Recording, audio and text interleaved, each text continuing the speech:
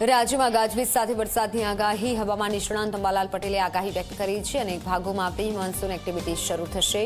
દક્ષિણ ગુજરાત, દક્ષિણ સૌરાષ્ટ્ર સહિતના ભાગોમાં વરસાદ થશે. રાજ્યમાં અલ નીનોની અસર થશે. અલ નીનોની સૌથી વધુ અસર સપ્ટેમ્બરમાં થશે.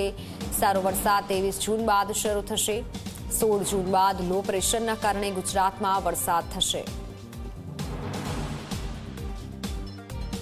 પ્રી મોન્સૂન એક્ટિવિટી રાજ્યના ભિન્ન ભાગોમાં થવાની શક્યતા રહેશે, જેમાં ગાજવીજ સાથે અને સખ્ત પવનના તોફાનો વચ્ચે રહેવાની શક્યતા રહેશે.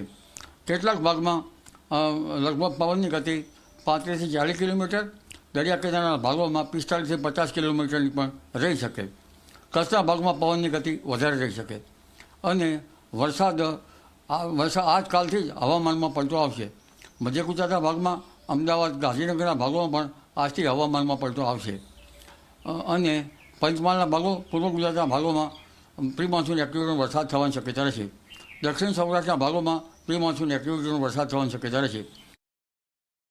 ઓગસ્ટમાં 1.5 1.5 ડિગ્રી સેલ્સિયસ જેટલું નિયત ઉષ્ણતામાન જે પેસિફિક મહાસાગરનું નીલો 3.4 વિસ્તારમાં છે તેનાથી વધવાની શક્યતા રહેશે અને લગભગ સપ્ટેમ્બર આવતા તેની ઘાતક બાબતો અનુભવવામાં આવશે. એટલે હવે અલ નીનોની સક્રિયતા વધવાની શક્યતા છે.